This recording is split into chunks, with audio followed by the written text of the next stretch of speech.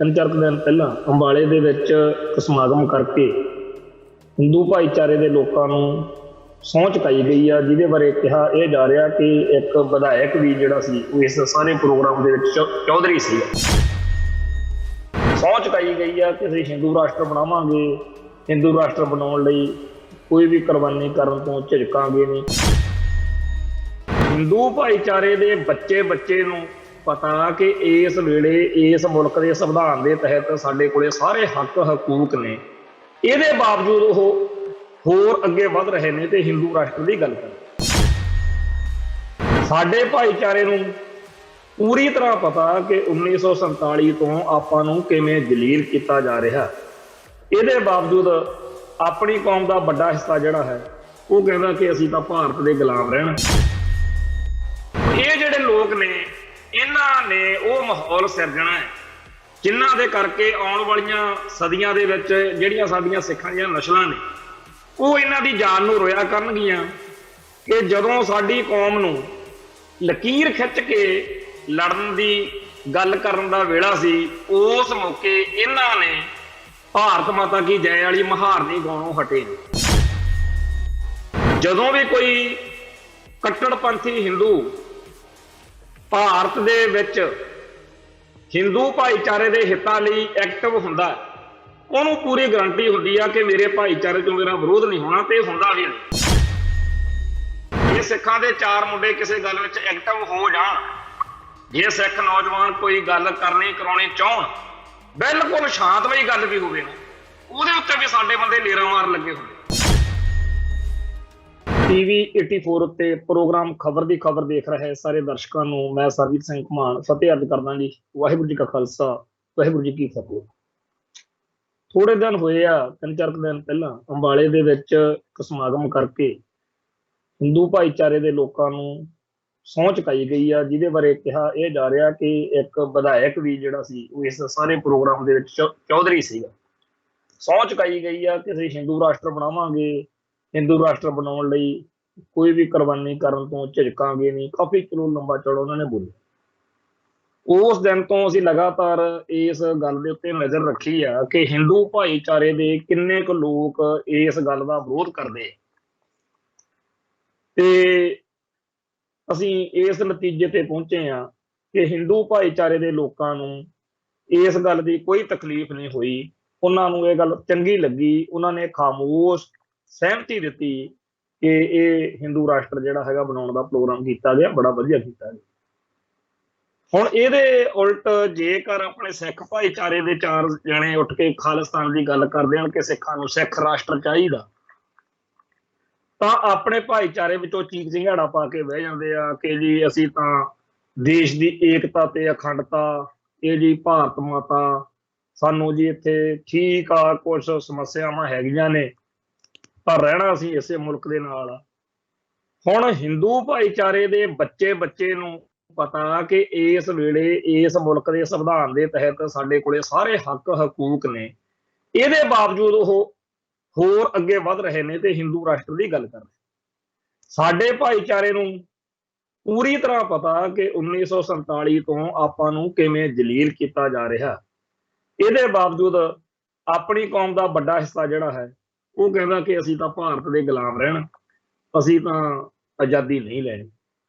ये जिहड़ी समस्या इहदे बारे आपां जदों इतिहास ते नज़र मारदे आ तां कहंदे आ कि जिहड़े यहूदी सीगे उन्हां नूं जदों पुछया गया, जिहड़े बचे खुचे सीगे बई तुसीं भाई दसो तुहाडा एक दिन च तां इह काम हो नहीं गया होना जिहड़ा एड्डी वड्डी तुहाडा कतलेआम होया, हिटलर ने जिहड़े नस्लकुशी कीती है तुहाडी, अक्सर नूं एक रात तां एड्डी तैयारी हो नहीं गई होनी, माहौल बनदा ही बनिया होना, ते तुसीं ਉਹਦੀ कोई तैयारी बचण दे लई क्यों नहीं कीती? जिहड़ा एड्डा वड्डा जुल्म होया इहदे तुसीं किहनूं जिम्मेवार मंनदे?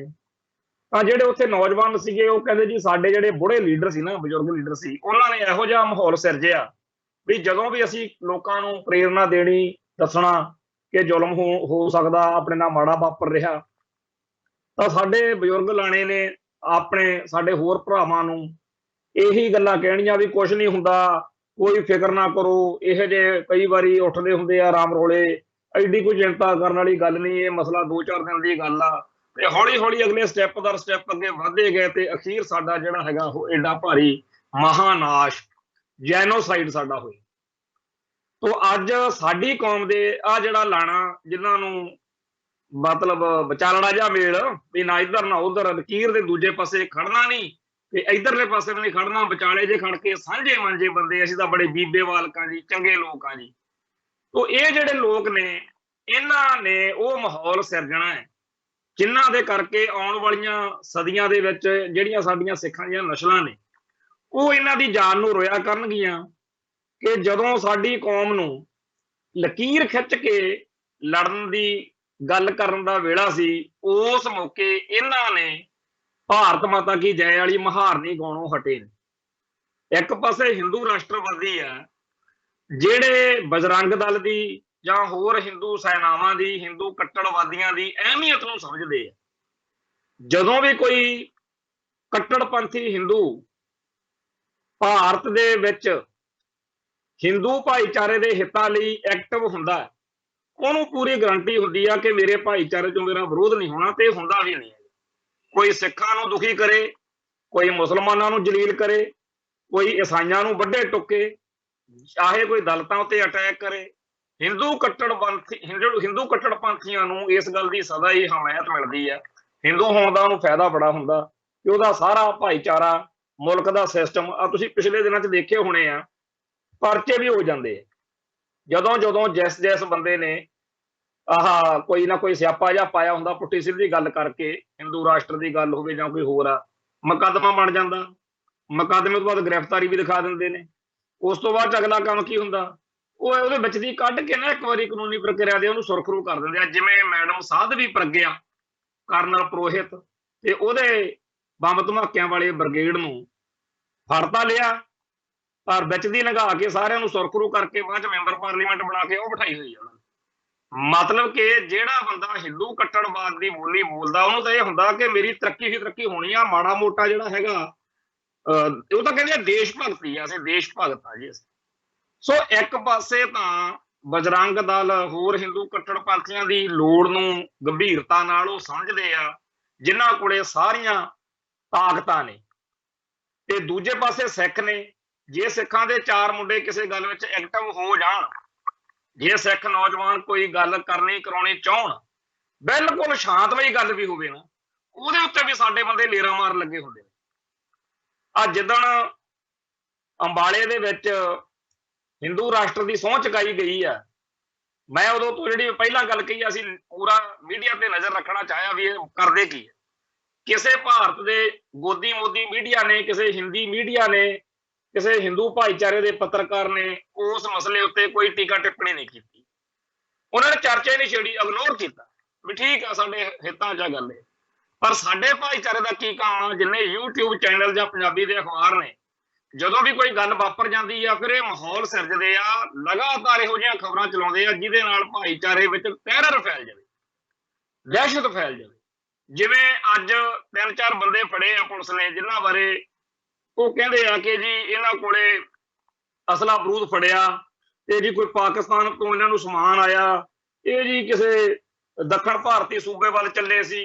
ਕਾਫੀ ਗੱਲਾਂ ਬਾਤਾਂ ਜਿਹੜੀਆਂ ਨੇ ਇਸ ਤਰੀਕੇ ਦੀਆਂ ਆ ਰਹੀਆਂ ਨੇ ਹਰਿਆਣੇ ਦੇ ਵਿੱਚ, ਜਿਹਦੇ ਵਿੱਚ ਕਾਫੀ ਜ਼ਿਆਦਾ ਗੜਬੜ ਜਿਹੜੀ ਆ ਉਹ ਚੱਲ ਰਹੀ ਆ, ਜਿਹਦੇ ਚ ਫੜਫੜੀਆ ਹੋਰ ਵੀ ਅੱਗੇ ਵਧ ਰਿਹਾ। ਹੁਣੇ ਆਹ ਤਾਜ਼ੀ ਖਬਰ ਆਈ ਆ ਕਿ ਲੁਧਿਆਣੇ ਦੇ ਵਿੱਚ ਛਾਪੇਮਾਰੀ ਹੋਈ ਆ। ਭੁਪਿੰਦਰ ਸਿੰਘ ਭੱਟੀਆਂ, ਜਿਹੜਾ ਸਲੀਮ ਟਾਬਰੀ ਦੇ ਕੋਲੇ ਭੱਟੀਆਂ ਹੈਗਾ ਸਥਾਨ, ਪਿੰਡ, ਸ਼ਹਿਰ, ਉਸ ਥਾਂ ਦੇ ਉੱਤੇ ਛਾਪੇਮਾਰੀ ਹੋਈ ਆ। ਇਹਦੀ ਖਬਰਾਂ ਹੁਣੇ ਮੈਂ ਦੇਖ ਰਿਹਾ ਨਾਲ ਦੀ ਨਾਲ ਕਿ ਜਿਹੜਾ ਹੈਗਾ ਨੌਜਵਾਨ ਭੁਪਿੰਦਰ ਸਿੰਘ ਬਸਤੀ ਜੋਧੇ ਵਾਲੇ ਇੱਕ ਫੈਕਟਰੀ 'ਚ ਕੰਮ ਕਰਦਾ, ਤੇ ਕੰਮ ਕਰਨ ਤੋਂ ਸਿੱਧਾ ਘਰ ਆ ਜਾਂਦਾ। ਉਹਦੇ ਪਰਿਵਾਰ 'ਚ ਉਹਦੇ ਪਿਤਾ ਕੁਲਵਿੰਦਰ ਸਿੰਘ ਤੋਂ ਇਲਾਵਾ ਇੱਕ ਭੈਣ ਆ।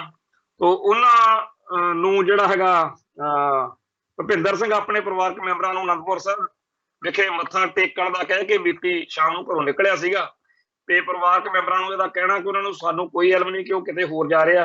ਤੇ ਜਿਹੜੇ ਇਹ ਫੜੇ ਨੇ ਅੱਜ, ਜਾਣੀ ਕਿ ਉਹਨਾਂ ਵਿੱਚ ਸੀ ਇਹ ਭੁਪਿੰਦਰ ਸਿੰਘ, ਉੱਥੇ ਉਹਦੇ ਛਾਪੇਮਾਰੀ ਹੋਈ।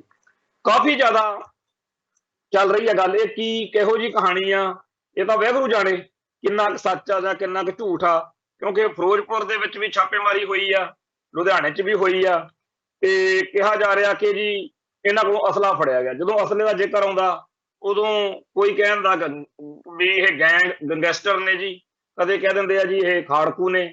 ਹੁਣ ਇਹ ਗੱਲ ਕਿੱਧਰ ਨੂੰ ਜਾਂਦੀ ਹੈ ਇਹ ਤਾਂ ਬਾਅਦ ਚ ਆਊਗੀ ਗੱਲ, ਪਰ ਮੈਂ ਜਿਹੜੀ ਗੱਲ ਇਸ ਮਸਲੇ ਤੇ ਅੱਜ ਆਪਾਂ ਡਿਸਕਸ ਕਰ ਰਹੇ ਹਾਂ, ਚਰਚਾ ਕਰ ਰਹੇ ਹਾਂ, ਉਹ ਇਹ ਆ ਕਿ ਜਿੰਨੇ ਸਾਡੇ YouTube ਚੈਨਲ ਨੇ ਜਾਂ ਪੰਜਾਬ ਦਾ ਮੀਡੀਆ, ਇਹਨਾਂ ਨੇ ਇਹਨਾਂ ਖਬਰਾਂ ਨੂੰ ਨੈਸ਼ਨਲ ਨਜ਼ਰੀਏ ਤੋਂ, ਭਾਰਤੀ ਨਜ਼ਰੀਏ ਤੋਂ ਇਉਂ ਪੇਸ਼ ਕਰਨਾ ਸ਼ੁਰੂ ਕਰ ਦਿੱਤਾ ਹੁੰਦਾ ਹੈ, ਅੱਜ ਵੀ ਕੀਤਾ ਹੋਇਆ, ਜਿਹਦੇ ਨਾਲ ਵੱਧ ਤੋਂ ਵੱਧ ਹੋਰਾਂ ਦੇ ਮਨਾਂ 'ਚ ਦਹਿਸ਼ਤ ਫੈਲੇ ਕਿ ਇਸ ਪਾਸੇ ਵੱਲ ਝਾਕਿਓ ਨਾ, ਨਹੀਂ ਤਾਂ ਤੁਹਾਨੂੰ ਪਤਾ ਨਹੀਂ ਕੀ ਮਾਊ ਖਾ ਜਾਊਗਾ।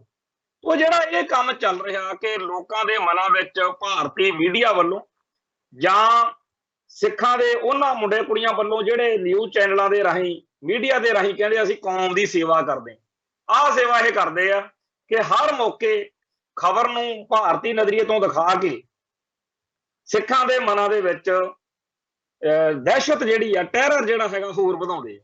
ਸੋ ਇੱਥੇ ਰਹਿੰਦਿਆਂ ਹੋਇਆਂ ਕਈ ਸਾਡੇ ਭਰਾ ਬਾਹਰ ਬੈਠੇ ਦੂਜਾ ਥਾਵਾਂ ਤੋਂ ਕਹਿਣਗੇ ਜੀ ਆਪਾਂ ਨੂੰ ਆਪਦਾ ਮੀਡੀਆ ਖੜਾ ਕਰਨਾ ਚਾਹੀਦਾ। ਪਹਿਲਾਂ ਇੱਥੇ ਇੱਕ ਖਾੜਕੂਵਾਦ ਦੌਰਾਨ ਖਾਲਿਸਤਾਨ ਦੇ ਸੰਘਰਸ਼ ਦੇ ਜੋਬਨ ਮੌਕੇ ਅੱਜ ਦੀ ਆਵਾਜ਼ ਅਖਬਾਰ ਸ਼ੁਰੂ ਹੋਇਆ ਸੀ। ਅੱਜ ਦੀ ਆਵਾਜ਼ ਅਖਬਾਰ ਅੱਜ ਸਾਨੂੰ ਕੀ ਦੇ ਰਿਹਾ, ਪੰਥ ਨੂੰ ਕੀ ਝੋਲੀ ਚ ਪਾ ਰਿਹਾ, ਇਹ ਮੇਰੇ ਨਾਲੋਂ ਵੱਧ ਆ ਜਿਹੜਾ ਪ੍ਰੋਗਰਾਮ ਸੁਣ ਰਹੇ ਨੇ ਉਹਨਾਂ ਨੂੰ ਪਤਾ ਹੋਊਗਾ ਵੀ ਕਿੰਨਿਆਂ ਨੂੰ ਇਹ ਪਤਾ ਹੈਗਾ ਕਿ ਅੱਜ ਦੀ ਆਵਾਜ਼ ਅਖਬਾਰ ਜਿਹੜਾ ਹੈ ਉਹ ਨਿਕਲਦਾ ਸੀ ਜਾਂ ਨਿਕਲਦਾ ਹੈ। ਅੱਜ ਦੀ ਆਵਾਜ਼ ਅਖਬਾਰ ਸਿੱਖ ਕੌਮ ਦਾ ਅਖਬਾਰ ਬਣਾਉਣ ਦੇ ਲਈ ਉਭਾਰਿਆ ਗਿਆ ਸੀ। ਤੇ ਆਪਾਂ ਨੂੰ ਯਾਦ ਆ ਕਿ ਸਾਰਿਆਂ ਨੂੰ ਕਿ ਜਦੋਂ ਧਰਮ ਯੁੱਧ ਮੋਰਚੇ ਦੌਰਾਨ ਪੱਤਰਕਾਰ ਦਲਵੀਰ ਸਿੰਘ ਆਪਣੀ ਕਿਤਾਬ ਦੇ ਵਿੱਚ ਵੀ ਜ਼ਿਕਰ ਕਰਦੇ ਆ ਕਿ ਸੰਤ ਗਿਆਨੀ ਜਰਨੈਲ ਸਿੰਘ ਜੀ ਖਾਲਸਾ ਭਿੰਡਰਾਂ ਵਾਲਿਆਂ ਨੇ ਇਸ ਪਾਸੇ ਧਿਆਨ ਦਿੱਤਾ ਸੀਗਾ ਕਿ ਆਪਾਂ ਨੂੰ ਅਖਬਾਰ ਸ਼ੁਰੂ ਕਰਨਾ ਚਾਹੀਦਾ। ਤਾਂ ਜਦੋਂ ਅਖਬਾਰ ਦੀ ਗੱਲ ਆਈ ਤਾਂ ਪੱਤਰਕਾਰ ਦਲਵੀਰ ਸਿੰਘ ਜਾਂ ਇਹੋ ਜਿਹੇ ਹੋਰ ਭਰਾਵਾਂ ਨੇ ਕਹਿਣਾ ਸੀ ਸੰਤਾਂ ਨੇ ਵੀ ਭਾਈ ਤੁਸੀਂ ਦੱਸੋ, ਤੁਸੀਂ ਹੁਣ ਮੀਡੀਆ ਨਾਲ ਜੁੜੇ ਹੋਏ ਹੋ ਵੀ ਅਖਬਾਰ ਸ਼ੁਰੂ ਕਰੀਏ। ਕਾਫੀ ਜ਼ਿਆਦਾ ਉਹਦੇ ਚ ਗੱਲ ਜਦੋਂ ਰੜਕਦੇ ਰਹੇ ਵੀ ਇੰਨਾ ਕੁ ਪੈਸਾ ਚਾਹੀਦਾ ਏਦਾਂ, ਅਖੀਰ ਕਹਿਣ ਵਾਲੀ ਗੱਲ ਫਿਰ ਕਹੇ ਦਿੱਤੀ ਬੰਦਿਆਂ ਨੇ। ਉਹ ਕਹਿੰਦੇ ਮਹਾਂਪੁਰਸ਼ੋ, ਜੇ ਸੱਚ ਲਿਖਿਆ ਤਾਂ ਸਰਕਾਰ ਨੇ ਨਹੀਂ ਚੱਲਣ ਦੇਣਾ, ਤੇ ਜੇ ਝੂਠ ਲਿਖਿਆ ਉਹ ਤੁਹਾਨੂੰ ਨਹੀਂ ਪ੍ਰਵਾਨ ਹੋਣਾ। ਇੱਥੇ ਅਖਬਾਰ ਦਾ ਕੋਈ ਬਹੁਤਾ ਜ਼ਿਆਦਾ ਸਕੋਪ ਹੈ ਨਹੀਂ। ਸੰਤ ਕਹਿੰਦੇ ਚਲੋ ਛੱਡੋ ਪਰਾਂ 1 ਕਰੋੜ ਤੁਸੀਂ ਕਹਿੰਦੇ ਹੋ ਅਖਬਾਰ ਤੇ ਲਾਉਣਾ, 1 ਕਰੋੜ ਦਾ ਜਿਹੜਾ ਹੈਗਾ ਸਮਾਨ ਖਰੀਦੋ, ਅਸਲਾ ਖਰੀਦੋ, ਉਹਦੇ ਨਾਲ ਕੌਮ ਦੀ ਸੇਵਾ ਕਰੋ। ਹੁਣ ਇਸ ਤਰੀਕੇ ਦੀਆਂ ਗੱਲਾਂ ਦਾ ਭਾਵ ਇਹ ਨਹੀਂ ਹੈਗਾ ਵੀ ਅਸਲਾ ਹੀ ਸਭ ਕੁਝ ਸੰਤ ਮੰਨਦੇ, ਸੰਤ ਤਾਂ ਚਾਹੁੰਦੇ ਸੀ ਪਰ ਇਸ ਧਰਤੀ ਉੱਤੇ ਕੋਈ ਚੱਲਣ ਦੇਵੇ ਗੱਲ, ਕੋਈ ਅਖਬਾਰ ਤੁਹਾਡਾ ਖੜਨ ਦਊਗਾ। ਬਹੁਤ ਸਾਰੇ ਸਾਡੇ ਆਰਟਿਸਟ, ਬਹੁਤ ਸਾਰੇ ਫਿਲਮ ਕਲਾਕਾਰ ਹੈਗੇ ਆ, ਸਾਨੂੰ ਵੀ ਸੰਪਰਕ ਕਰਦੇ ਰਹਿੰਦੇ ਆ ਵੀ ਅਸੀਂ ਸਿੱਖ ਸੰਘਰਸ਼ ਨਾਲ ਸੰਬੰਧਿਤ ਮਸਲਿਆਂ ਉੱਤੇ ਫਿਲਮਾਂ ਬਣਾਉਣੀਆਂ ਚਾਹੁੰਦੇ ਆ। ਜਿਵੇਂ ਪੰਜਾਬ 1984 ਫਿਲਮ ਆਈ, ਜਾਂ ਇਸ ਤੋਂ ਪਹਿਲਾਂ ਹਵਾएं ਆਈ, ਫਿਰ ਜਿਹੜੀਆਂ ਪੱਤਾ ਸਿੰਘਾਂ ਦਾ ਵੈਰੀ, ਇਸ ਤਰੀਕੇ ਦੀਆਂ ਕਈ ਫਿਲਮਾਂ ਜਿਹੜੀਆਂ ਨੇ ਉਹ ਆਈਆਂ। ਪਰ ਉਹਨਾਂ ਫਿਲਮਾਂ ਨੂੰ ਬਣਾਉਣ ਵਾਲੇ ਜਿਹੜੇ ਨੇ ਉਹ ਸਾਰੇ ਜਿਹੜੇ ਭੈਣ ਭਰਾ ਨੇ ਉਹ ਇਸ ਗੱਲੋਂ ਬੜੇ ਅਲਰਟ ਰਹਿੰਦੇ ਆ, ਚਤੰਨ ਰਹਿੰਦੇ ਆ ਕਿ ਅਸੀਂ ਭਾਰਤੀ ਸੈਂਸਰ ਬੋਰਡ ਤੋਂ ਫਿਲਮ ਜਿਹੜੀ ਆ ਉਹ ਪਾਸ ਕਰਵਾਉਣੀ ਆ, ਇਸ ਕਰਕੇ ਮਾੜਾ ਮੋਟਾ ਸਾਨੂੰ ਆਸਾ ਪਾਸਾ ਕਰਨਾ ਪੈਣਾ। ਪਿਛਲੇ ਸਮੇਂ ਦੇ ਵਿੱਚ ਇੱਕ ਭਾਈ ਗੁਰਜੰਟ ਸਿੰਘ ਜੀ ਬੁੱਧ ਸਿੰਘ ਵਾਲਾ ਦੇ ਮਸਲੇ ਉੱਤੇ ਕੁਝ ਸੱਜਣਾ ਨੇ ਕਿਹਾ ਕਿ ਅਸੀਂ ਜੀ ਫਿਲਮ ਬਣਾਉਣੀ ਆ, ਸਾਨੂੰ ਇਹਦੇ ਬਾਰੇ ਕੁਝ ਜਿਹੜਾ ਤੁਹਾਡੇ ਕੋਲੇ ਜਾਣਕਾਰੀ ਆ ਜਾਂ ਸਿੱਖ ਸੰਘਰਸ਼ ਨਾਲ ਸੰਬੰਧਿਤ ਸ਼ਖਸੀਅਤਾਂ ਦੇ ਨਾਲ ਤਾਲਮੇਲ ਕਰਕੇ ਸਾਨੂੰ ਇਹਦੇ ਬਾਰੇ ਸਾਡਾ ਸਾਥ ਸਹਿਯੋਗ ਦਿਓ। ਤਾਂ ਉਸ ਮੌਕੇ ਵੀ ਜਿਹੜੇ ਸਾਡੇ ਸੰਘਰਸ਼ ਨਾਲ ਸੰਬੰਧਿਤ ਸ਼ਖਸੀਅਤਾਂ ਨੇ ਉਹਨਾਂ ਨੇ ਇਹੀ ਗੱਲ ਆਖੀ ਕਿ ਇਹਨਾਂ ਨੇ ਭਾਰਤੀ ਸੈਂਸਰ ਬੋਰਡ ਤੋਂ ਫਿਲਮ ਪਾਸ ਕਰਾਉਣ ਦੇ ਲਈ ਜਿਹੜਾ ਵਿੱਚ ਆਪਦੇ ਕੋਲੋਂ ਮਸਾਲਾ ਪਾਉਣਾ, ਉਹਦੇ ਕਰਕੇ ਕਿਤੇ ਇਹ ਨਾ ਹੋਵੇ ਵੀ ਲੋਕ ਕਹਿਣ ਜੀ ਇਹਨੂੰ ਸੰਘਰਸ਼ ਵਾਲੀਆਂ ਧਿਰਾਂ ਦੀ ਮਾਨਤਾ ਪ੍ਰਾਪਤ ਆ ਫਿਲਮ ਨੂੰ, ਤੇ ਵਿੱਚ ਉਹ ਕੁਝ ਹੋਵੇ ਜਿਹੜਾ ਆਪਣੇ ਸਿਰ ਸਵਾਹ ਪਾਉਣ ਵਾਲੀ ਕੋਈ ਗੱਲ ਨਾ ਵਿੱਚ ਕਰ ਦੇਣ, ਕਿਉਂਕਿ ਮੀਡੀਆ ਚੈਨਲਾਂ ਦਾ ਆਪਾਂ ਨੂੰ ਪਤਾ ਹੀ ਹੈ ਇਹ ਆਰਟ ਦੀ ਦੁਨੀਆ ਦਾ। ਸੋ ਆਰਟ ਜਿਹੜਾ ਹੈ ਜਾਂ ਸਾਹਿਤ ਜਿਹੜਾ ਹੈ ਉਹਨੂੰ ਜਾਂ ਇਹ ਚੈਨਲਾਂ ਨੂੰ ਜਾਂ ਮੀਡੀਆ ਨੂੰ ਕਿਵੇਂ ਸਾਡੇ ਖਿਲਾਫ ਵਰਤਿਆ ਜਾ ਰਿਹਾ, ਇਹਦੇ ਬਾਰੇ ਸਾਡੇ ਭਾਈਚਾਰੇ ਨੂੰ ਬਹੁਤ ਜ਼ਿਆਦਾ ਸੋਚਣ ਦੀ ਲੋੜ ਆ। ਸਭ ਤੋਂ ਪਹਿਲੀ ਗੱਲ ਤਾਂ ਇਹ ਕਿ ਭਾਰਤ ਵਿੱਚ ਰਹਿੰਦੇ ਆ ਇਹ ਆਸ ਹੀ ਨਹੀਂ ਕਰਨੀ ਚਾਹੀਦੀ ਕਿਸੇ ਤੋਂ ਵੀ ਉਹ ਜਿਹੜਾ ਹੈਗਾ 100% ਸੱਚ ਜਿਹੜਾ ਹੈਗਾ ਉਹ ਬੋਲ ਦੂ। ਜਿਵੇਂ ਅਖਬਾਰਾਂ ਦੀ ਗੱਲ ਆ ਜਾਂ ਮੀਡੀਆ ਦੀ ਗੱਲ ਆ, ਅੱਜ ਦੀ ਆਵਾਜ਼ ਦੀ ਆਪਾਂ ਚਰਚਾ ਕਰਕੇ ਹਟੇ ਆ, ਤੇ ਉਸ ਤੋਂ ਬਾਅਦ ਸਪੋਕਸਮੈਨ ਵਾਲਿਆਂ ਨੇ ਕਿਹਾ ਜੀ ਸਾਨੂੰ ਪੈਸਾ ਦਿਓ, ਹੋਰ ਵੀ ਕਈ ਚੈਨਲਾਂ ਵਾਲਿਆਂ ਨੇ ਕਿਹਾ। ਪਰ ਇਹ ਸਾਰੇ ਰਲ ਮਿਲ ਕੇ ਜੇ ਕਿਹਾ ਜਾਵੇ ਵੀ ਜਿੰਨਾ ਇਹਨਾਂ ਨੂੰ ਸਾਥ ਸਹਿਯੋਗ ਦਸਵੰਧ ਸੰਗਤਾਂ ਨੇ ਦਿੱਤਾ, ਅੰਤ ਇਹਨਾਂ ਨੂੰ ਪਤਾ ਨਹੀਂ ਕੋਈ ਏਜੰਸੀਆਂ ਵਾਲੇ ਬਿਠਾ ਕੇ ਸਮਝਾਉਂਦੇ ਆ ਜਾਂ ਕੀ ਗੱਲ ਬਣਦੀ ਆ। ਜਿਹੜਾ ਕੁਝ ਇਹਨਾਂ ਤੋਂ ਆਸ ਕਰਕੇ ਇਹਨਾਂ ਦੀ ਹਮਾਇਤ ਕੀਤੀ ਹੁੰਦੀ ਆ ਉਹ ਗੱਲ ਬਣਦੀ ਨਹੀਂ। ਅੱਜ ਦਾ ਜਿਹੜਾ ਯੁੱਗ ਆ ਉਹ 'ਚ ਸੋਸ਼ਲ ਮੀਡੀਆ ਦੇ ਜਿਹੜੇ ਪਲੇਟਫਾਰਮ ਨੇ ਉਹਨਾਂ ਕਰਕੇ ਸਾਨੂੰ ਨਾਲ ਦੀ ਨਾਲ ਦੂਜਾ ਪੱਖ ਸਾਹਮਣੇ ਆ ਜਾਂਦਾ ਕਿ ਹਕੀਕਤ ਵਿੱਚ ਆਹ ਗੱਲ ਹੈ। ਕਿਉਂਕਿ ਅਗਲਾ ਫੇਸਬੁੱਕ ਤੇ ਜਾਂ ਇੰਸਟਾਗ੍ਰਾਮ ਤੇ ਜਾਂ ਹੋਰ ਜਿਹੜੇ ਸੋਸ਼ਲ ਮੀਡੀਆ ਪਲੇਟਫਾਰਮ ਨੇ ਉਹਨਾਂ ਤੇ ਗੱਲ ਆਪਦੀ ਕਰ ਦਿੰਦਾ ਵਾ, ਪਤਾ ਲੱਗ ਜਾਂਦੀ ਹੈ ਵੀ ਗੱਲ ਕੀ ਹੈ। ਪਰ ਇਹ ਜਿਹੜੇ ਚੈਨਲ ਨੇ ਜਾਂ YouTube ਵਾਲੇ ਜਾਂ ਹੋਰ ਸਾਰੇ, ਇਹਨਾਂ ਤੋਂ ਤਾਂ ਅਜੇ ਤੱਕ ਕਦੇ ਕੋਈ ਤਸੱਲੀ ਵਾਲੀ ਗੱਲ ਹੋਈ ਨਹੀਂ ਤੇ ਗਾਹਾਂ ਨਾ ਹੀ ਆਸ ਉਹਨੂੰ ਕਰਨੀ ਚਾਹੀਦੀ। ਗੱਲ ਇਹ ਆ ਕਿ ਜਿਹੜਾ ਆਰਟ ਆ ਜਾਂ ਸਾਹਿਤ ਦੀ ਦੁਨੀਆ ਨਾ, ਇਹ ਅੱਜ ਦੀ ਨਹੀਂ, ਜਦੋਂ ਤੋਂ ਆਪਾਂ ਪਿੱਛੇ ਇਤਿਹਾਸ ਤੇ ਨਜ਼ਰ ਮਾਰੋ, ਰਮਾਇਣ ਮਹਾਭਾਰਤ ਵੇਦ ਜਾਂ ਹੋਰ ਸਾਰੇ ਜਿਹੜੇ ਗ੍ਰੰਥ ਲਿਖੇ ਗਏ ਨੇ, ਉਹ ਲਿਖਣ ਵਾਲਿਆਂ ਨੇ ਇਸ ਤਰੀਕੇ ਨਾਲ ਲਿਖੇ ਕਿ ਉਹਦੇ ਵਿੱਚ ਕਿਹਨੂੰ ਨਾਇਕ ਬਣਾਉਣਾ ਤੇ ਕਿਹਨੂੰ ਖਲਨਾਇਕ ਬਣਾਉਣਾ ਇਹ ਪਹਿਲਾਂ ਲਿਖਿਆ ਹੋਇਆ ਸੀ। ਹਰ ਲਿਖਤ ਇਸ ਤਰੀਕੇ ਨਾਲ ਲਿਖੀ ਗਈ ਆ ਕਿ ਆਰੀਅਨ ਨਸਲ ਆ ਜਿਹੜੀ, ਉਹਦਾ ਜਿਹੜਾ ਝੰਡਾ ਉਹ ਬੁਲੰਦ ਕਰਨਾ ਤੇ ਜਿਹੜੇ ਉਹਦੇ ਨਿਸ਼ਾਨੇ ਤੇ ਲੋਕ ਉਹ ਖਲਨਾਇਕ ਦਰਸਾਉਣੇ ਆ। ਜਦੋਂ ਲਿਖਣ ਵਾਲੇ ਨੇ ਪਹਿਲਾਂ ਹੀ ਮਿਥ ਲਿਆ ਬਈ ਰਾਮਚੰਦਰ ਨੂੰ ਜਾਂ ਕ੍ਰਿਸ਼ਨ ਜੀ ਨੂੰ ਜਾਂ ਜਿਹੜੇ ਵਿਸ਼ਨੂੰ ਇੰਦਰ ਹੋਣੀ ਆ ਉਹਨਾਂ ਨੂੰ ਆਪਾਂ ਵਡਿਆਉਣਾ, ਤਾਂ ਫਿਰ ਜਿਹੜੀ ਸਾਹਮਣੇ ਖੜੀ ਧਿਰ ਵਾ ਚਾਹੇ ਉਹ ਕਿੰਨੀ ਵੀ ਸੱਚੀ ਸੁੱਚੀ ਹੋਵੇ, ਉਹਦੇ ਤਾਂ ਗੁਣ ਵੀ ਫਿਰ ਔਗਣ ਬਣਾ ਕੇ ਪੇਸ਼ ਕਰ ਦਿੱਤੇ ਜਾਣਗੇ। ਮੈਂ ਕਈ ਵਾਰ ਦੇਖਦਾ ਹੁੰਦਾ ਵੀ ਵੇਦਾਂ ਦੇ ਵਿੱਚ ਇੱਕ ਧਿਰ ਨੂੰ ਸੁਰ ਲੋਕ ਜਾਂ ਸੁਰ ਕਿਹਾ ਹੋਇਆ ਵੀ ਸੁਰ ਜਾਣੀ ਕਿ ਸ਼ਰਾਬ ਨਹੀਂ, ਜਿਹੜੇ ਸ਼ਰਾਬ ਪੀਂਦੇ ਆ, ਤੇ ਜਿਹੜੇ ਸ਼ਰਾਬ ਨਹੀਂ ਪੀਂਦੇ ਉਹ ਅਸੁਰ ਨੇ। ਹੁਣ ਅੱਜ ਦੇ ਸਮੇਂ ਦੇ ਵਿੱਚ ਆਪਾਂ ਕਹਿੰਦੇ ਵੀ ਨਸ਼ੇ ਬੜੇ ਮਾੜੇ ਆ ਤੇ ਨਸ਼ਿਆਂ ਦੇ ਨਾਲ ਕੰਮ ਗਲਤ ਹੋ ਜਾਂਦਾ ਹੈ ਜੀ, ਤੇ ਉਹ ਨਸ਼ਿਆਂ ਦੇ ਵਿੱਚ ਸ਼ਰਾਬ ਆਉਂਦੀ ਆ ਤੇ ਸ਼ਰਾਬ ਪੀਣ ਵਾਲੇ ਧਿਰ ਜਿਹੜੀ ਆ ਜਾਂ ਹੋਰ ਵਿਚਾਰ ਕਰਨ ਵਾਲੀ ਧਿਰ ਵਾ ਜਿਹੜੀ, ਉਹ ਤਾਂ ਉਹਨਾਂ ਗ੍ਰੰਥਾਂ ਦੇ ਵਿੱਚ ਵਡਿਆਈ ਗਈ ਆ ਕਿਉਂਕਿ ਲਿਖਣ ਵਾਲੇ ਦੀ ਮਨਸ਼ਾ ਹੀ ਇਹ ਸੀ ਕਿ ਉਹਨਾਂ ਨੂੰ ਵਡਿਆਉਣਾ, ਉਹਨਾਂ ਦੇ ਔਗਣ ਵੀ ਗੁਣ ਬਣਾ ਕੇ ਪੇਸ਼ ਕਰਨੇ।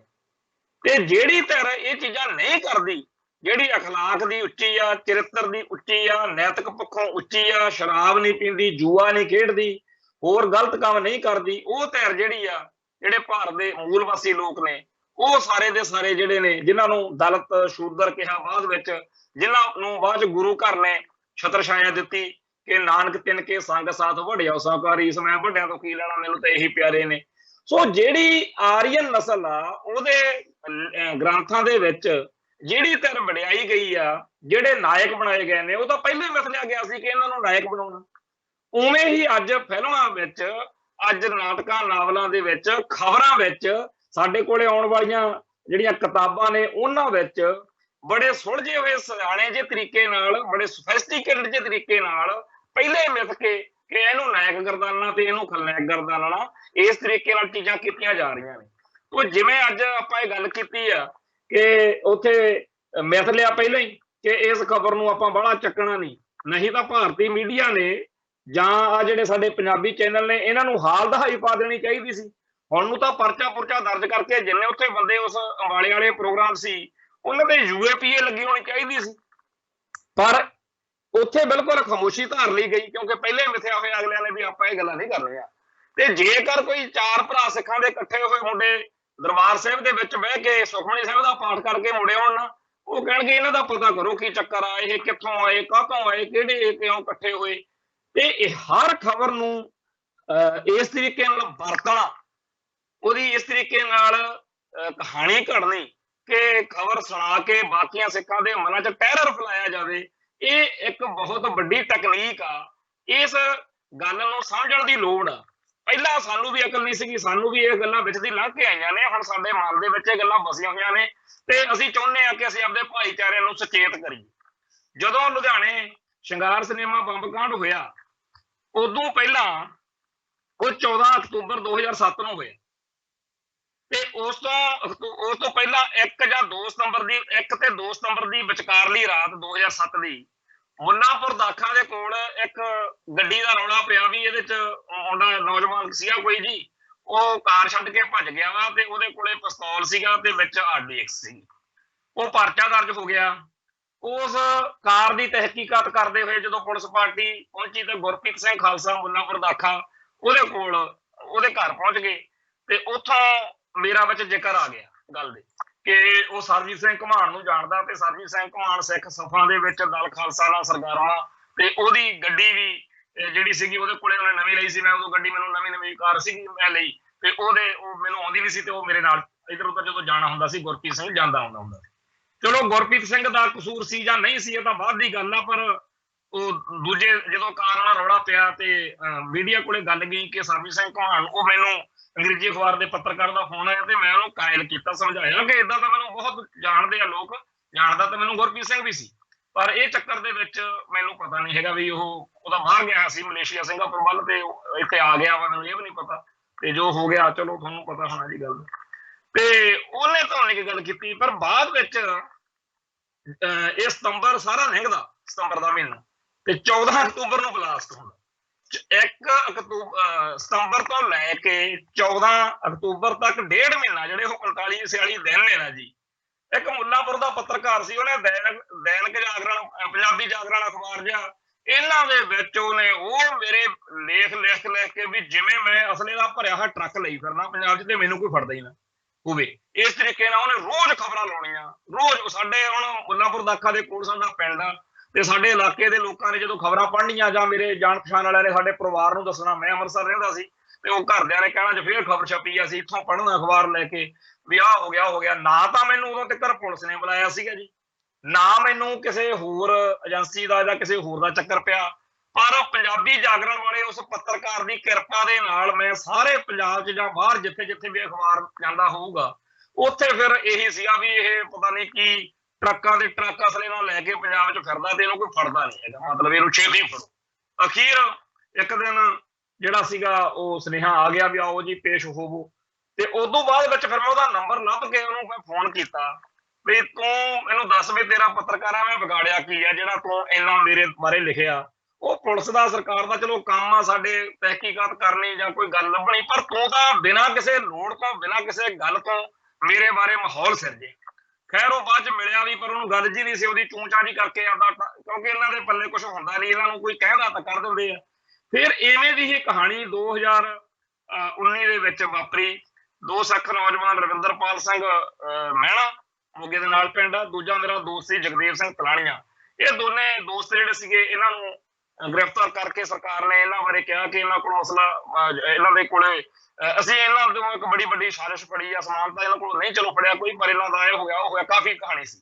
ਖੈਰ ਉਹ ਉਹਨਾਂ ਦੀ ਪੈਰਵਾਈ ਜਿਹੜੀ ਸੀਗੀ ਜਾਂ ਉਹਨਾਂ ਦੇ ਮਗਰ ਜੋ ਵੀ ਭੱਜ ਦੌੜ ਕਰਨੀ ਸੀ, ਉਹਦੇ ਪਰਿਵਾਰਾਂ ਨੂੰ ਨਾਲ ਲੈ ਕੇ ਮੈਂ ਜੋ ਵੀ ਕੁਛ ਕਰਨਾ ਸੀ ਉਹ ਕੀਤਾ ਕਤਰਿਆ। ਪਰ ਉਸ ਦਿਨ ਤੋਂ ਲੈ ਕੇ 29 ਮਈ 2019 ਨੂੰ ਗ੍ਰਿਫਤਾਰ ਹੁੰਦੇ ਆ ਉਹ, ਤੇ ਉਦਾਂ ਹੀ ਪੇਸ਼ 30 ਨੂੰ ਕਰਕੇ ਅਗਲੇ ਦਿਨ ਇੱਥੇ ਅੰਮ੍ਰਿਤਸਰ ਕੋਰਟ ਦੇ ਵਿੱਚ ਉਹਨਾਂ ਦਾ 10-15 ਦਿਨ ਦਾ ਰਿਮਾਂਡ ਲੈ ਲਿਆ। ਤੇ ਮੇਰੀ ਵੀ ਮਾਲ ਮੰਡੀ ਥਾਣੇ ਵਿੱਚ ਪੁੱਛਗਿੱਛ ਹੋਈ, ਬਾਅਦ ਚ NIA ਵਾਲੇ ਦਿੱਲੀ ਵੀ ਸੱਦਿਆ, ਸਾਰਾ ਕੁਝ ਹੋਇਆ। ਪਰ ਮੈਂ ਜਿਹੜੀ ਗੱਲ ਦੱਸਣੀ ਚਾਹੁੰਦਾ ਇਹ ਨਹੀਂ ਹੈਗੀ ਜਿਹੜਾ ਸਾਡੇ ਨਾਲ ਹੋਇਆ, ਚਾਹੇ ਉਹ ਸ਼ਿੰਗਾਰ ਕਾਂਡ ਸੀ ਜਾਂ ਇਹ ਗ੍ਰਿਫਤਾਰੀਆਂ ਦੀ ਗੱਲ ਆ, ਉਦੋਂ ਅਮਰ ਉਜਾਲਾ ਤੇ ਇਹ ਜੇ ਭਾਸਕਰ ਏਦਾਂ ਦੇ ਜਿਹੜੇ ਹਿੰਦੀ ਦੇ ਅਖਬਾਰ ਨੇ ਨਾ ਜੀ, ਉਹਨਾਂ ਦੇ ਵਿੱਚ ਪਤਾ ਨਹੀਂ ਮੇਰੇ ਬਾਰੇ ਕੀ ਕੁਝ ਲਿਖਿਆ ਜਾ ਰਿਹਾ ਸੀ। ਮੈਂ ਸ਼ੁਕਰ ਕਰਦਾ ਵੀ ਸਾਡੇ ਭਾਈਚਾਰੇ 'ਚ ਇਹਨਾਂ ਹਿੰਦੀ ਦੇ ਅਖਬਾਰਾਂ ਨੂੰ ਕੋਈ ਪੜ੍ਹਦਾ ਨਹੀਂ, ਪਰ ਜਿਵੇਂ ਉਸ ਅਖਬਾਰ ਨੇ ਮੇਰੇ ਖਿਲਾਫ ਮਾਹੌਲ ਸਿਰਜਿਆ, ਮੇਰਾ ਜੀ ਕਰੇ ਵੀ ਕਿਸੇ ਦਿਨ ਉਹਨਾਂ ਦੇ ਦਫ਼ਤਰ 'ਚ ਜਾ ਕੇ ਉਹਨਾਂ ਨੂੰ ਮੈਂ ਸਾਹਮਣੇ ਜਾ ਕੇ ਬੈਠਾ, ਫਿਰ ਗੱਲਾਂ ਬਾਤਾਂ ਕਰਾਂ, ਚਾਹ ਪਾਣੀ ਪੀਵਾਂ, ਫਿਰ ਬਾਅਦ 'ਚ ਉਹਨਾਂ ਨੂੰ ਪੁੱਛਾਂ ਵੀ ਮੈਂ ਉਹ ਬੰਦਾ, ਕਿਉਂਕਿ ਮੇਰੀ ਫੋਟੋ ਤਾਂ ਮੈਨੂੰ ਲੱਗਦਾ ਉਹਨਾਂ ਕੋਲੇ ਹੋਣੀ ਨਹੀਂ ਨਾ ਸ਼ਕਲ, ਪਰ ਉਹਨਾਂ ਨੇ ਖਬਰਾਂ ਲਿਖ ਕੇ ਮੈਨੂੰ ਪੂਰਾ ਜਾਣੀ ਕਿ ਐਂ ਬਣਾਤਾ ਵੀ ਜਿਵੇਂ ਲਦੇਨ ਤੋਂ ਵੱਧ ਮੈਂ ਕੋਈ ਵੱਡਾ ਹੋਵਾਂ। ਉਹ ਇਸ ਤਰੀਕੇ ਦਾ ਮਾਹੌਲ ਸਿਰਜਾਉਣ ਵਾਲਾ ਜਿਹੜਾ ਮੀਡੀਆ, ਇਸ ਮਾਹੌਲ ਦੇ ਵਿੱਚ ਮੈਂ ਖੁਦ ਕਿਉਂਕਿ ਭੋਗਿਆ ਵਾ ਕਿ ਆਮ ਜਿਹੇ ਬੰਦੇ ਨੂੰ ਕਿਵੇਂ ਕਰਦੇ ਆ। ਅਖੀਰ ਜਦੋਂ ਸ਼ਿੰਗਾਰ ਸਿਨੇਮਾ ਬੰਬ ਕਾਂਡ ਦੇ ਵਿੱਚ ਮੈਂ ਉੱਥੇ 14 ਨੂੰ ਬਲਾਸਟ ਹੋਇਆ, 15 ਨੂੰ ਮੈਨੂੰ ਸੁਨੇਹਾ ਲੱਗਾ, 16 ਨੂੰ ਮੈਂ ਪੇਸ਼ ਹੋਇਆ ਤੇ ਅਗਲੇ ਅਖਬਾਰ ਦੇ ਉੱਤੇ ਖਬਰ ਛਪੀ ਫਰੰਟ ਪੇਜ ਦੇ ਉੱਤੇ ਕਿ ਸਰਬਜੀਤ ਸਿੰਘ ਘੁਮਾਣ ਸ਼ਿੰਗਾਰ ਸਿਨੇਮਾ ਬੰਬ ਕਾਂਡ 'ਚ ਗ੍ਰਿਫਤਾਰ ਹੋ ਗਏ। ਜਦੋਂ ਮੈਂ ਉਹ ਖਬਰ ਉੱਤੇ ਮੁਨਸ਼ੀ ਦੇ ਦਫ਼ਤਰ CS ਸਾਹਿਬ ਪੜ੍ਹੀ ਤੇ ਮੈਨੂੰ ਬੜਾ ਝਟਕਾ ਜਿਹਾ ਲੱਗਿਆ। ਇਹ ਤਾਂ ਕਹਿੰਦੇ ਸੀਗੇ ਵੀ ਤੂੰ ਆਪਦੀ ਤਸੱਲੀ ਕਰਾ ਤੇ ਜਾ, ਵੀ ਜਦੋਂ ਤੂੰ ਕਿਸੇ ਗੱਲ 'ਚ ਨਹੀਂ, ਤੇ ਇਹ ਤਾਂ ਕਹਾਣੀ ਕੋਈ ਹੋਰ ਬਣਦੀ ਜਾਂਦੀ ਹੈ। ਇਹਨਾਂ ਨੇ ਤਾਂ ਮੈਨੂੰ ਫਿੱਟ ਕਰਤਾ ਵੀ ਇਹਨੇ ਬੰਬ ਚਲਾਇਆ ਬੰਦੇ ਮਾਰੇ। ਉਹ ਕਹਿਣ ਲੱਗੇ ਨਹੀਂ ਕੋਈ ਗੱਲ ਨਹੀਂ, ਤੁਸੀਂ ਸਾਡੀ ਕੋਆਪਰੇਸ਼ਨ ਕਰ, ਆਪਾਂ ਏਦਾਂ ਥੋੜੇ ਦਿਨ ਰਹਿਣਾ ਹੈਗਾ, ਫਿਰ ਜਿਹੜਾ ਅਸਲੀ ਦੋਸ਼ੀ ਆ ਉਹ ਅਵੇਸਲਾ ਹੋ ਜੂ। ਪਰ ਮੈਨੂੰ ਆਪਦਾ ਪਾਲਾ ਮਾਰੇ ਵੀ ਬਾਅਦ 'ਚ ਇਸੇ ਅੰਮ੍ਰਿਤਸਰ ਲੁਧਿਆਣੇ ਦੀਆਂ ਸੜਕਾਂ ਤੇ ਮੈਂ ਤੁਰਿਆ ਫਿਰਦਾ ਹੋਵਾਂ ਤੇ ਮੇਰੀ ਫੋਟੋ ਮੇਰੀ ਖਬਰ ਤੇ ਇਹ ਚੀਜ਼ ਲੋਕਾਂ 'ਚ ਪ੍ਰਭਾਵ ਕੀ ਪਾ ਰਿਹਾ ਹੋਊਗਾ। ਕੋਈ ਐਵੇਂ 4 ਜਣੇ ਮੇਰੇ ਦੁਆਲੇ ਮੌਬ ਲਿੰਚਿੰਗ ਹੋ ਜੇ ਜਾਂ ਮੈਨੂੰ ਲੋਕ ਮੰਨਣ ਕਿ ਇਹਨੇ ਬੰਬ ਚਲਾਇਆ, ਜਿਹਨੇ ਬੇਦੋਸ਼ੀ ਬੰਦੇ ਮਾਰਤੇ। ਪਰ ਇਸ ਗੱਲ ਨਾਲ ਪੁਲਿਸ ਨੂੰ ਜਾਂ ਮੀਡੀਆ ਨੂੰ, ਹਕੂਮਤ ਨੂੰ ਕੋਈ ਫਰਕ ਨਹੀਂ ਪੈਂਦਾ ਕਿ ਤੁਸੀਂ ਇੱਕ ਬੇਦੋਸ਼ੀ ਇਨਸਾਨ ਦੀ ਜ਼ਿੰਦਗੀ ਜਿਹੜੀ ਆ ਉਹਦੇ ਸਾਹਮਣੇ ਸਵਾਲੀਆ ਨਿਸ਼ਾਨ ਲਾ ਰਹੇ ਹੋ, ਉਸ ਬੰਦੇ ਨੂੰ ਸਦਾ ਲਈ ਬਦਨਾਮ ਕਰ ਰਹੇ ਹੋ, ਉਸ ਬੰਦੇ ਦੀ ਲਾਈਫ ਆ ਜਿਹੜੀ ਉਹ ਪੂਰੀ ਤਰ੍ਹਾਂ ਖਤਰੇ 'ਚ ਪਾ ਰਹੇ ਹੋ ਆਪਦੇ ਮਤਲਬ ਲਈ। ਇਸ ਤਰੀਕੇ ਨਾਲ ਮੇਰੇ ਵਾਂਗੂ ਪਤਾ ਹੀ ਨਹੀਂ ਕਿੰਨੇ ਕੁ ਲੋਕ ਨੇ, ਬੇਅੰਤ ਲੋਕ ਨੇ, ਜਿਨ੍ਹਾਂ ਦੀ ਅਖਬਾਰਾਂ ਦੇ ਵਿੱਚ ਕਹਾਣੀ ਐਡੀ ਭੜਕਾਊ ਤੇ ਮੀਡੀਆ ਦੇ ਵਿੱਚ YouTube ਚੈਨਲਾਂ ਦੇ ਉੱਤੇ ਚਲਾ ਚਲਾ ਕੇ ਵੀ ਐ ਹੋ ਗਿਆ ਜੀ, ਉਹ ਹੋ ਗਿਆ ਜੀ, ਉਹਨਾਂ ਨੂੰ ਪੂਰੀ ਤਰ੍ਹਾਂ ਟੈਰੋਰਾਈਜ਼ ਕੀਤਾ ਜਾਂਦਾ। ਤੇ ਉਹਨਾਂ ਦੇ ਬਹਾਨੇ ਆਲੇ ਦੁਆਲੇ ਸਾਡੇ ਘਰਾਂ 'ਚ ਬੈਠੇ ਹੋਏ ਲੋਕ ਅਖਬਾਰ ਪੜ੍ਹਨਗੇ ਨਾਲੇ, ਤੇ ਨਾਲੇ ਬਿਸਕੁਟ ਜਿਹੜਾ ਹੈਗਾ ਉਹ ਚਾਹ ਦੇ ਕੱਪ 'ਚ ਡੁਬੋ ਕੇ ਕਰੀ ਜਾਣਗੇ। ਬੜਾ ਖਤਰਨਾਕ ਖਾੜਕੂ ਫੜਿਆ ਬਈ, ਅਸੀਂ ਤਾਂ ਜਾਣਦੇ ਹੀ ਨਹੀਂ ਸੀਗੇ। ਤੇ ਸਾਡੇ ਤਾਂ ਮੁਹੱਲੇ 'ਚ ਰਹਿੰਦਾ ਸੀਗਾ, ਮੈਂ ਇਹਨੂੰ 100 ਵਾਰ ਉੱਥੇ ਮਿਲਿਆ, ਮੈਂ ਤਾਂ ਕਦੇ ਸੋਚਿਆ ਹੀ ਨਹੀਂ ਸੀਗਾ ਵੀ ਇਹ ਬੰਦਾ ਇਹੋ ਜਿਹਾ ਹੋਊਗਾ। ਉਹ ਬੰਦਾ 2-3 ਮਹੀਨੇ ਬਾਅਦ ਜ਼ਮਾਨਤ ਕਰਾ ਕੇ ਘਰੇ ਆਇਆ ਬੈਠਾ ਹੁੰਦਾ। ਉਦੋਂ ਇਹ ਚੈਨਲ ਵਾਲੇ, ਇਹ ਮੀਡੀਆ ਵਾਲੇ ਦੜ ਪੱਟ ਜਾਂਦੇ ਨੇ। ਜਿਹੜੇ ਜਿੱਦਣ ਤਾਂ ਸਰਬਜੀਤ ਸਿੰਘ ਘਮਾਣ ਦੀ ਗ੍ਰਿਫਤਾਰੀ ਦੀ ਖਬਰ ਲਾਉਣੀ ਸੀ, ਉਦੋਂ ਤਾਂ ਸਾਰੇ ਅਖਬਾਰਾਂ ਨੂੰ ਫਰੰਟ ਪੇਜ ਤੇ ਲੱਭ ਗਈ ਮੇਰੀ ਫੋਟੋ ਲਾ ਕੇ। ਤੇ ਜਿੱਦਣ ਮੈਂ ਉਸ ਕੇਸ ਚੋਂ ਬਰੀ ਹੋ ਕੇ ਬਾਅਦ ਘਰ ਨੂੰ ਆਇਆ, ਉਦੋਂ ਕਿਸੇ ਨੇ ਖਬਰ ਉਹ ਫਰੰਟ ਪੇਜ ਤੇ ਦਾ ਕਿ ਉਹ ਮਗਰਲੇ ਸਮਾਂ ਤੇ ਨਿੱਕੀ ਜਿਹੀ ਬਣਾ ਕੇ ਲਾਤੀ ਵੀ ਅਸੀਂ ਬਰੀ ਹੋ ਗਏ ਜੀ। ਹੁਣ ਮੀਡੀਆ ਦੇ ਰਾਹੀਂ ਜਿਹੜੀਆਂ ਬਾਕੀ ਹਿੰਦੀ ਜਾਂ ਹਿੰਦੂਆਂ ਦਾ ਮੀਡੀਆ, ਉਹਦਾ ਤਾਂ ਚਲੋ ਖਾਧੀ ਕੜੀ, ਆ ਜਿਹੜੇ ਸਾਡੇ ਪੈਸਿਆਂ ਦੇ ਉੱਤੇ ਸਾਡੇ ਚੈਨਲ ਚੱਲ ਰਹੇ ਨੇ, ਸਾਡੇ ਪੈਸਿਆਂ ਨਾਲ, ਪੰਥ ਦੇ ਸਰਮਾਏ ਨਾਲ ਜਾਂ ਸਿੱਖਾਂ ਦੇ ਜਿਹੜੇ ਹੈਗੇ ਆ ਦਸਬੰਧ ਨਾਲ ਜਿਹੜੇ ਅਖਬਾਰਾਂ ਚੱਲਦੀਆਂ ਨੇ, ਇਹਨਾਂ ਨੇ ਕੀ ਕੰਮ ਫੜਿਆ ਹੋਇਆ? ਇਹ ਵੀ ਇਹੀ ਕੁਛ ਕਰਦੇ। ਸੋ ਇਸ ਮੌਕੇ ਸਾਨੂੰ ਇਹ ਗੱਲ ਸਮਝਣੀ ਪਊਗੀ ਕਿ ਜਿਹੜੀ ਸਾਹਿਤ ਦੀ ਦੁਨੀਆ, ਜਿਹੜੀਆਂ ਕਿਤਾਬਾਂ ਲਿਖੀਆਂ ਜਾ ਰਹੀਆਂ ਨੇ, ਇਹਨਾਂ ਰਾਹੀਂ ਕਿਵੇਂ ਨੈਰੇਟਿਵ ਸਿਰਜਿਆ ਜਾ ਰਿਹਾ ਸਾਡੇ ਖਿਲਾਫ, ਸਿੱਖੀ ਦੇ ਖਿਲਾਫ ਜਾਂ ਸਿੱਖਾਂ ਦੇ ਖਿਲਾਫ। ਚੇਤੇ ਕਰੋ ਆ 2-3 ਸਾਲ ਪਹਿਲਾਂ ਬੜਾ ਰੌਲਾ ਪਿਆ ਸੀਗਾ, ਬਲਦੇਵ ਸਿੰਘ ਸੜਕਨਾਮਾ ਜਿਹੜਾ ਨਾਵਲਕਾਰ ਆ, ਉਹਨੇ ਮਹਾਰਾਜਾ ਰਣਜੀਤ ਸਿੰਘ ਅਤੇ ਹੋਰ ਸਾਰੇ ਸਿੱਖ ਕਰਦਾਰਾਂ ਦੀ ਨਸਲ ਕਰਦਾਰਕੁਸ਼ੀ ਕਰਨ ਦਾ ਇੱਕ ਬੀੜਾ ਚੱਕਿਆ ਹੋਇਆ। ਪਰ ਉਹ ਤਾਂ ਚਲੋ ਨਸ਼ਰ ਹੋ ਗਿਆ। ਉਦਾਂ ਦੇ ਘੱਟੋ ਘੱਟ 500 ਬੰਦਾ ਇਸ ਟਾਈਮ ਉਹ ਆ ਜਿਹਨੂੰ ਚਾਹੀਦਾ ਸਿੱਖ ਕੌਮ ਨੂੰ ਕਿ ਪੈਸੇ ਇਕੱਠੇ ਕਰਕੇ ਉਹਨਾਂ ਨੂੰ ਮਿਹਨਤ ਤਰਲਾ ਕਰੀਏ ਕਿ ਭਰਾਵੋ ਜੇ ਤੁਸੀਂ ਕੁਛ ਨਾ ਲਿਖੋ ਨਾ, ਅਸੀਂ ਤੁਹਾਨੂੰ ਤਾਂ ਵੀ ਮਦਦ ਕਰ ਦਿਆਂਗੇ, ਤੁਹਾਨੂੰ ਅਸੀਂ ਇਨਾਮ ਦੇਵਾਂਗੇ ਕਿ ਤੁਸੀਂ ਕੁਛ ਨਹੀਂ ਲਿਖਿਆ ਇਸ ਸਾਲ। ਉਹ ਬੰਦੇ ਉਹ ਕਿਤਾਬਾਂ ਲਿਖ ਰਹੇ ਨੇ, ਉਹ ਚੀਜ਼ਾਂ ਤਿਆਰ ਕਰ ਰਹੇ ਨੇ ਜਿਹਦੇ ਨਾਲ ਸਾਡੇ ਭਾਈਚਾਰੇ ਦੇ, ਸਾਡੇ ਹਿੱਤਾਂ ਦੇ ਉਲਟ ਮਸਾਲਾ ਜਿਹੜਾ ਹੈਗਾ ਉਹ, ਕਿਉਂਕਿ ਕਿਤਾਬਾਂ ਜਦੋਂ ਲੋਕ ਪੜ੍ਹਦੇ ਹੋ ਤੇ ਅਸਰ ਹੁੰਦਾ। ਕਈ ਵਾਰ ਮੈਨੂੰ ਇਹ, ਕਿਉਂਕਿ ਮੈਨੂੰ ਆਦਤ ਆ ਜਿੱਥੇ ਇਸ ਕਮਰੇ 'ਚ ਮੈਂ ਬੈਠਾ ਮੇਰੇ ਕੋਲੇ ਮਾੜਾ ਉਹ ਕਿਤਾਬ ਜਦੋਂ ਵੀ ਨਵੀਂ ਆਉਂਦੀ ਆ ਮੈਂ ਪੜ੍ਹਦਾ ਲੈਣਾ। ਤੇ ਮੈਂ ਇਹ ਕਹਿਣਾ ਹੁੰਦਾ ਕਈ ਕਿਤਾਬਾਂ ਬਾਰੇ ਵੀ ਸ਼ੁਕਰ ਆ ਸਾਡੇ ਭਾਈਚਾਰੇ 'ਚ ਪੜ੍ਹਨ ਦੀ ਰੁਚੀ ਘੱਟ ਵਾ। ਆਹ ਜਿਹੜੀਆਂ ਕਿਤਾਬਾਂ ਆ ਰਹੀਆਂ ਨੇ, ਇਹ ਜੇ ਕਿਤੇ ਅਣਭੂਲ ਸਿੱਖ ਪੜ੍ਹਨ ਤਾਂ ਉਹ ਤਾਂ ਇਹਨਾਂ ਦੇ ਮਗਰ ਲਾਈ ਲੱਗ ਬਣ ਕੇ ਵੀ ਕਿਤਾਬ 'ਚ ਲਿਖਿਆ। ਸੋ ਆਪਣੇ ਬੰਦਿਆਂ ਨੂੰ ਜਿਹੜੀ ਇਹ ਬਿਮਾਰੀ ਪਈ ਆ ਵੀ ਅਖਬਾਰ 'ਚ ਆਇਆ ਜੀ, ਕਿਤਾਬ 'ਚ ਲਿਖਿਆ ਜੀ, ਇਹਦੇ ਤੋਂ ਬਚੋ। ਅਖਬਾਰਾਂ ਖੂਰਾਂ ਦੀਆਂ ਖਬਰਾਂ ਝੂਠੀਆਂ ਕਿਵੇਂ ਬਣਾਈਆਂ ਜਾਂਦੀਆਂ ਨੇ ਇਹ ਅਸੀਂ ਚੰਗੀ ਤਰ੍ਹਾਂ ਜਾਣਦੇ ਆ। ਆ ਜਿਹੜੇ ਸਾਹਿਤਕਾਰ ਨੇ ਇਹ ਕਿਵੇਂ ਭਾਰਤ ਤੋਂ ਇਨਾਮ ਇਕਰਾਮ ਲੈਣ ਲਈ ਇਹਨਾਂ ਭਾਰਤੀ ਏਜੰਸੀਆਂ ਨੇ ਬਾਹਰਲੇ ਮੁਲਕਾਂ 'ਚ, ਕੈਨੇਡਾ ਅਮਰੀਕਾ 'ਚ ਆਪਦੇ ਦੱਲੇ ਖੜੇ ਕੀਤੇ ਹੋਏ ਨੇ, ਜਿਹੜੇ ਉੱਥੇ ਗੁਰੂ ਨਾਨਕ ਸੇਵਾ ਮਿਸ਼ਨ ਫਲਾਨਾ ਇਸ ਤਰ੍ਹਾਂ ਬਣਾ ਕੇ ਬੈਠੇ ਨੇ। ਤੇ ਜਿਨ੍ਹਾਂ ਨੇ ਇੱਥੇ, ਕਿਉਂਕਿ ਜੇ ਇੱਥੇ ਏਜੰਸੀਆਂ ਇਹਨਾਂ ਨੂੰ ਰੁਪਈਏ ਦੇਣ ਇਹ ਤਾਂ ਔਖਾ ਹੋ ਜੂ ਕੰਮ, ਬਦਨਾਮ ਹੋ ਜਾਣਗੇ, ਅਗਲੀ ਕਿਤਾਬ ਕਿਸੇ ਨੇ ਲੈਣੀ ਨਹੀਂ। ਸੋ ਫਿਰ ਇਹਨਾਂ ਨੂੰ ਕੈਨੇਡਾ ਅਮਰੀਕਾ ਆਸਟ੍ਰੇਲੀਆ ਜਾਂ ਹੋਰਨਾਂ ਮੁਲਕਾਂ 'ਚ ਸੱਦ ਕੇ ਉੱਥੋਂ ਦੇ ਆਪਦੇ ਬੰਦਿਆਂ ਰਾਹੀਂ ਇਨਾਮ ਦਵਾਏ ਜਾਂਦੇ ਨੇ, ਉਹਨਾਂ ਦੀ ਚੌਧਰ ਬਣਾਈ ਜਾਂਦੀ ਹੈ ਵੀ ਇਹ ਬੜੇ ਮਹਾਨ ਲਿਖਾਰੀ ਨੇ। ਸੋ ਇਹ ਜਿਹੜਾ ਚੱਲ ਰਿਹਾ ਸਿਸਟਮ ਆ, ਇਹਦੇ ਵਿੱਚ ਸਾਨੂੰ ਅੱਖਾਂ ਕੰਨ ਖੋਲ ਕੇ ਰੱਖਣਾ ਪੈਣਗੀਆਂ ਕਿ ਸਾਡੇ ਖਿਲਾਫ ਕਿੱਥੇ ਕਿੱਥੇ ਕੀ ਕੀ ਹੋ ਰਿਹਾ। ਜਿਹੜੀਆਂ ਫਿਲਮਾਂ ਵਾਲੇ ਨੇ ਜਾਂ ਆਰਟ ਦੀ ਦੁਨੀਆ ਨਾਲ ਨਾਟਕਾਂ ਰਾਹੀਂ ਜਾਂ ਹੋਰ ਚੀਜ਼ਾਂ ਰਾਹੀਂ, ਗੁਰਸ਼ਰਨ ਸਿੰਘ ਦਾ ਤਾਂ ਆਪਾਂ ਨੂੰ ਸਭ ਨੂੰ ਪਤਾ ਲੱਗ ਗਿਆ ਨਾ ਵੀ ਉਹ ਕਾਮਰੇਡੀ ਸੋਚ ਵਾਲਾ। ਹਾਲਾਂਕਿ ਗੁਰਸ਼ਰਨ ਸਿੰਘ ਜਿਹੜਾ ਹੈ, ਕਿਸੇ ਵੇਲੇ ਉਹਦੇ ਘਰ ਦਾ ਨਾਂ ਖਾਲਸਾ ਹਾਊਸ ਜਾਂ ਖਾਲਸਾ ਨਿਵਾਸ ਹੁੰਦਾ ਸੀ। ਤੇ ਕਿਸੇ ਵੇਲੇ ਜਦੋਂ ਆ ਲਹੂ ਦੀ ਲੋਅ ਨਾਵਲ 1977-78 ਦੇ ਵਿੱਚ ਆਇਆ, ਨਕਸਲਾਈਟ ਮੂਵਮੈਂਟ ਬਾਰੇ ਭਾਈ ਜਸਵੰਤ ਸਿੰਘ ਕੰਵਲ ਦਾ, ਜਸਵੰਤ ਸਿੰਘ ਕੰਵਲ ਦੇ ਉਸ ਨਾਵਲ ਦੇ ਬਾਰੇ ਚਰਚਾ ਹੋਈ ਉਧਰ ਮਾਨਸਾ ਵੱਲ। ਤੇ ਉੱਥੇ ਚਰਚਾ ਦੇ ਵਿੱਚ ਇਸ ਗੁਰਸ਼ਰਨ ਸਿੰਘ ਨੇ ਠੋਕ ਵਜਾ ਕੇ ਕਿਹਾ ਕਿ ਲੈਨਨ ਦੀਆਂ ਕਹੀਆਂ ਹੋਈਆਂ ਗੱਲਾਂ ਦੇ ਰੱਟੇ ਮਾਰਨਾ ਕੁਛ ਨਹੀਂ ਹੋਣਾ, ਸਾਨੂੰ ਗੁਰੂ ਗੋਬਿੰਦ ਸਿੰਘ ਹੀ ਸਾਡੇ ਲਈ ਚਾਹੀਦਾ। ਗੁਰੂ ਗੋਬਿੰਦ ਸਿੰਘ ਤੋਂ ਬਿਨਾਂ, ਆਪਦੀ ਧਰਤੀ ਦੇ ਨਾਇਕਾਂ ਬਿਨਾਂ, ਆਪਦੀ ਧਰਤੀ ਦੇ ਸੱਭਿਆਚਾਰ ਦੇ ਵਿੱਚੋਂ ਪੈਦਾ ਹੋਏ ਜਿਹੜੇ ਹੀਰੋ ਨੇ, ਉਹਨਾਂ ਤੋਂ ਬਗੈਰ ਆਪਾਂ ਕੱਖ ਨਹੀਂ ਕਰ ਸਕਦੇ। ਇਸ ਧਰਤੀ ਉੱਤੇ ਜਬਰ ਜ਼ੁਲਮ ਦੇ ਖਿਲਾਫ ਲੜਨ ਲਈ ਸਾਨੂੰ ਸਾਡੇ ਸਿੱਖ ਨਾਇਕਾਂ ਦੀ, ਉਦੋਂ ਸਿੱਖੀ ਅਤੇ ਸਿੱਖ ਨਾਇਕਾਂ ਦੀ ਏਡੀ ਗੱਲ ਸੀ ਵੀ ਇਹ ਜਿਹੜੇ ਨਾਟਕ ਲਿਖਦਾ ਸੀ ਉਹਨਾਂ ਦੇ ਨਾਂ ਉਹੋ ਜਿਹੇ ਹੁੰਦੇ ਸੀ, ਧਮਕ ਨਗਾਰੇ ਕੀ, ਜਿਨ ਸੱਚ ਪੱਲੇ ਹੋਏ, ਕਿ ਕੂੜੇ ਟੁੱਟੇ ਪਾਲ, ਏਦਾਂ ਦੇ ਨਾਂ ਹੁੰਦੇ ਸੀ ਨਾਟਕਾਂ ਦੇ। ਪਰ ਜਦੋਂ ਭਾਰਤੀ ਹਕੂਮਤੀ ਮਸ਼ੀਨਰੀ ਨੇ, ਕਾਮਰੇਡੀ ਨੇ ਜੌਹਰ ਦਿਖਾਇਆ, ਫਿਰ ਗੁਰਸ਼ਰਨ ਸਿੰਘ ਜਿਹੜਾ ਸੀ ਉਹ ਦੂਜੇ ਪਾਸੇ ਆ ਗਿਆ। ਫਿਰ ਤਾਂ ਉਹਨੇ ਜੋ ਕੁਛ ਕੀਤਾ ਕਤਰਿਆ, ਉਹ ਆਪਣੇ ਸਾਰਿਆਂ ਨੂੰ ਪਤਾ ਹੀ ਆ ਕਿ ਕਿਹੜੇ ਰੰਗ ਤਮਾਸ਼ੇ ਦਿਖਾਏ। ਕੱਲੀ ਇਹਦੀ ਗੱਲ ਨਹੀਂ, ਇਹਨੂੰ ਜਿਵੇਂ ਇਨਾਮ ਇਕਰਾਮ ਖੁੱਲ ਖੇਡ ਦਿੱਤੀ, ਉਹਨਾਂ ਦਿਨਾਂ ਦੇ ਵਿੱਚ ਜਿਹੜਾ ਚੱਲਦਾ ਸੀਗਾ ਖਾੜਕੂਵਾਦ ਦਾ ਦੌਰ, ਉਵੇਂ ਹੀ ਹੋਰ ਬੜੇ ਨੇ, ਅਵਤਾਰ ਪਾਸ਼ਾ ਵਰਗੇ ਜਾਂ ਹੋਰ ਆ। ਤੇ ਇੱਕ ਜਿਹੜਾ ਹੈਗਾ ਅਮਰਤਾ ਪ੍ਰੀਤਮ, ਉਹ ਕਿਸੇ ਵੇਲੇ ਚੰਗੇ ਭਲੇ ਸਿੱਖ ਪਰਿਵਾਰ ਦੀ ਬੱਚੀ ਸੀ। ਉਹਦੇ ਪਿਤਾ ਜੀ ਜਿਹੜੇ ਸੀ ਸਰਦਾਰ ਕਰਮ ਸਿੰਘ ਹਿਤਕਾਰੀ, ਉਹ ਬੜੇ ਉੱਘੇ ਸਿੱਖ ਫਿਲੋਸਫਰ ਸੀ, ਸਿੱਖ ਪ੍ਰਚਾਰਕ ਸੀ। ਉਹਨਾਂ ਦੇ ਮਾਤਾ ਜੀ ਵੀ ਬੜੇ ਕਮਾਈ ਵਾਲੇ, ਨਾਮ ਸਿਮਰਨ ਵਾਲੇ ਦੱਸੇ ਜਾਂਦੇ ਆ। ਪਰ ਇੰਨੇ ਵਧੀਆ ਮਾਪਿਆਂ ਦੀ ਧੀ ਨੂੰ ਮੂੰਹ ਸਿਰ ਮੁੰਨ ਕੇ, ਮੂੰਹ 'ਚ ਸਿਗਰਟਾਂ ਤੁੰਨ ਕੇ ਇੰਦਰਾ ਗਾਂਧੀ ਦੀ ਸਹੇਲੀ ਬਣਨ ਦਾ ਚਾਅ ਜਦੋਂ ਚੜਿਆ, ਉਹਨੇ ਉਹ ਗੱਲਾਂ ਸਾਰੀਆਂ ਕੀਤੀਆਂ ਜਿਹਦੇ ਕਰਕੇ ਜਦੋਂ ਉਹਦੇ ਨਾਂ ਤੇ ਇੱਥੇ ਚੇਅਰ ਸਥਾਪਿਤ ਕਰਨ ਨੂੰ ਫਿਰਨ ਗੁਰੂ ਨਾਨਕ ਦੇਵ ਯੂਨੀਵਰਸਿਟੀ ਦੇ ਵਿੱਚ, ਉਹਦਾ ਫਿਰ ਵਿਰੋਧ ਕੀਤਾ ਉਸ ਵੇਲੇ।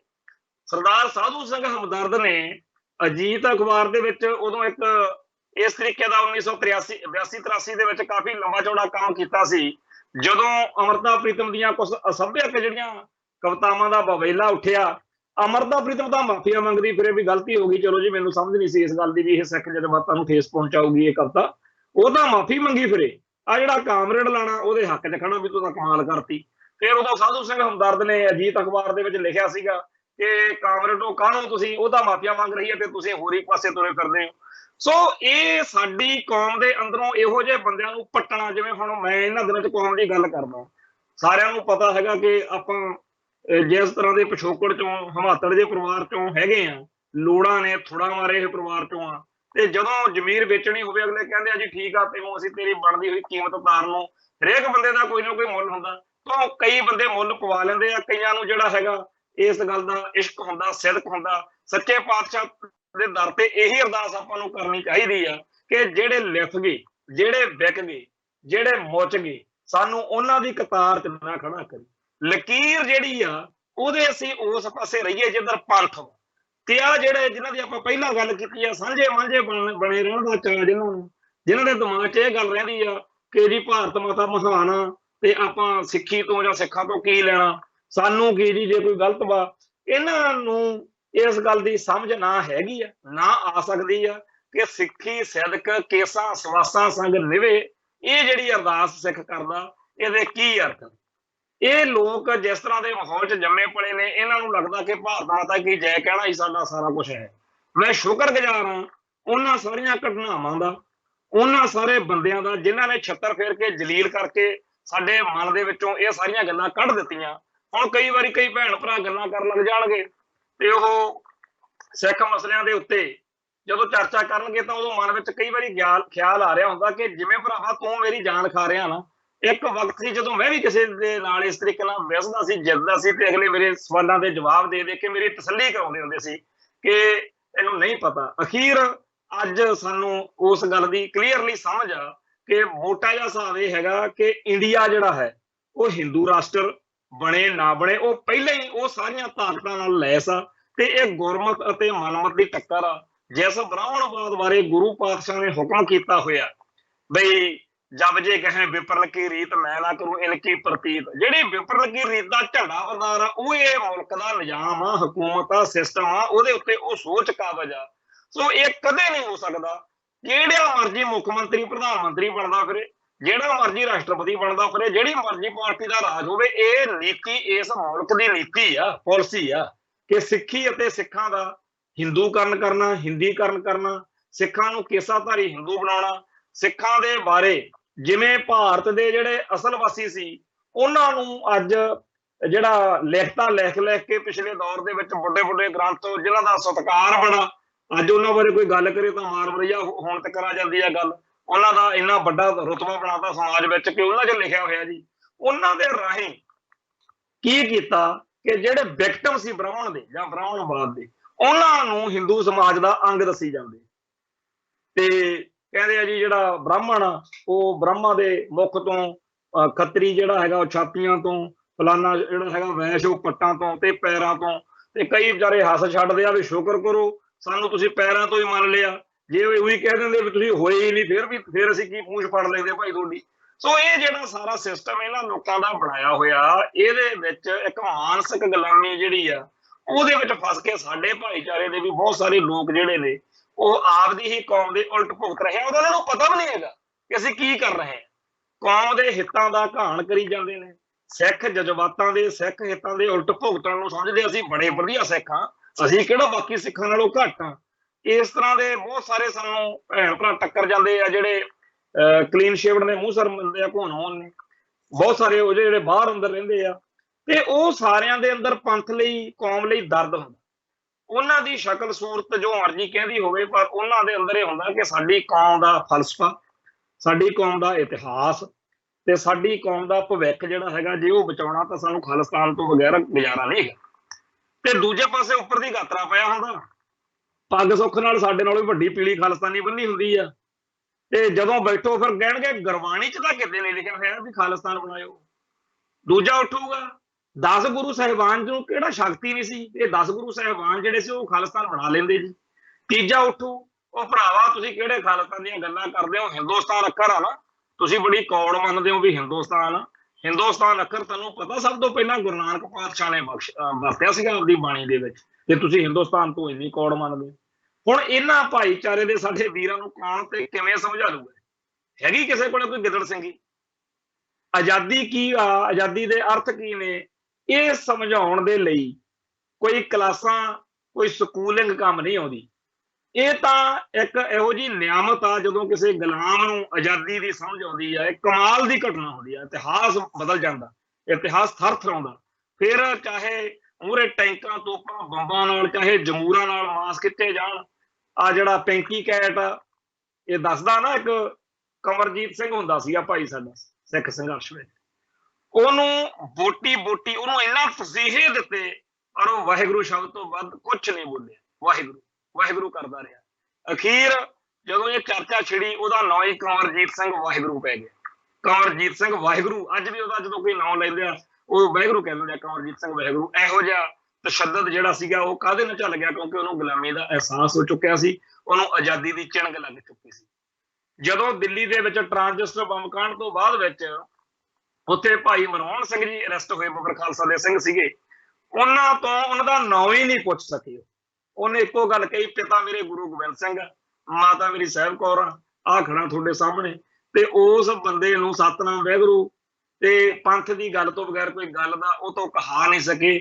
ਉਹ ਬੰਦਾ ਆਪਦੀ ਜਾਨ ਲੇਖੇ ਲਾ ਗਿਆ ਪੰਥ ਤੋਂ ਦੀ। ਏਦਾਂ ਦੇ ਇੱਕ ਦੋ ਨਹੀਂ, ਹਜ਼ਾਰਾਂ ਇਹੋ ਜਿਹੇ ਤੁਹਾਨੂੰ ਸਿੰਘ ਹੈਗੇ ਆ ਜਿਨ੍ਹਾਂ ਨੇ ਬੀਤੇ ਦੌਰ ਦੇ ਵਿੱਚ ਉਹਨਾਂ ਦਿਨਾਂ 'ਚ ਹਰ ਕਸ਼ਟ ਝੱਲ ਕੇ, ਹਰ ਤਸ਼ੱਦਦ ਝੱਲ ਕੇ ਇਤਿਹਾਸ ਨੂੰ ਜਿਉਂਦਾ ਕਰਤਾ। ਉਹੋ ਜਿਹਾ ਤਸ਼ੱਦਦ ਮੁਗਲਾਂ ਪਠਾਣਾ ਮੌਕੇ ਵੀ ਨਹੀਂ ਹੋਇਆ, ਅੰਗਰੇਜ਼ਾਂ ਮੌਕੇ ਵੀ ਨਹੀਂ ਹੋਇਆ ਜਿਹੜਾ ਹੁਣ ਹੋਇਆ। ਤੇ ਉਹਦੇ ਸਾਹਮਣੇ ਉਹ ਅੜੇ ਰਹੇ, ਡਟੇ ਰਹੇ, ਖੜੇ ਰਹੇ। ਇੱਕ ਪਾਸੇ ਉਹ ਨੇ ਜਿਹੜੇ ਉਸ CIA ਸਟਾਫ ਦੇ ਵਿੱਚ ਪੁੱਠੇ ਲਮਕਾ ਕੇ ਧੀਆਂ ਭੈਣਾਂ ਨੂੰ ਨਗਨ ਦੇਖ ਕੇ ਹਰ ਜ਼ੁਲਮ ਝੱਲ ਕੇ ਕੌਮ ਦੀ ਆਜ਼ਾਦੀ ਲਈ ਜਾਨਾਂ ਵਾਰ ਗਏ। ਦੂਜੇ ਪਾਸੇ ਨਾਲ ਦੇ ਗੁਰਦੁਆਰੇ 'ਚ ਸੰਗਤਾਂ ਨੂੰ ਇਕੱਠੇ ਕਰਕੇ ਉਹ ਮਤਾਂ ਦੇਣ ਵਾਲੇ ਵੀ ਸੀਗੇ ਜਿਹੜੇ ਕਹਿੰਦੇ ਸੀਗੇ ਬਈ ਦੇਖੋ ਜੀ ਇਹ ਜਿਹੜੇ ਬੰਦੇ ਨੇ ਨਾ ਇਹ ਤਾਂ ਮਾਹੌਲ ਖਰਾਬ ਕਰਦੇ ਆ। ਭਾਈ ਤੂੰ ਸਿੱਖ ਆ, ਤੂੰ ਜੇ ਆਪ ਕੁਛ ਨਹੀਂ ਕਰ ਸਕਦਾ ਆਪਦੀ ਕੌਮ ਲਈ ਕੋਈ ਗੱਲ ਨਹੀਂ, ਕਿਉਂਕਿ ਦੁਨੀਆ ਦੇ ਇਤਿਹਾਸ ਤੇ ਨਜ਼ਰ ਮਾਰਿਆ ਇਹ ਵੀ ਇੱਕ ਤੱਥ ਸਾਹਮਣੇ ਆਇਆ ਕਿ ਪੂਰੀ ਦੀ ਪੂਰੀ ਕੌਮ ਦੇ ਵਿੱਚੋਂ ਕਈ ਵਾਰ ਮਸਾਂ 5-10% ਹੀ ਹੁੰਦੇ ਆ ਜਿਹੜੇ ਇਤਿਹਾਸ ਨੂੰ ਬਦਲ ਸੁੱਟਦੇ ਆ। ਤੇ ਜੇਕਰ ਭਾਈ ਤੁਸੀਂ ਨਹੀਂ ਸਾਥ ਦੇ ਸਕਦੇ ਉਹਨਾਂ 5-7% ਦਾ ਕੋਈ ਗੱਲ ਨਹੀਂ, ਪਰ ਜਿਹੜੇ ਕਰਦੇ ਉਹਨਾਂ ਨੂੰ ਕਰੀ ਜਾਣ ਦਿਓ। ਜੇ ਕੁਛ ਭੁਗਤਣਾ ਪਿਆ ਆਪੇ ਭੁਗਤ ਲੈਣਗੇ।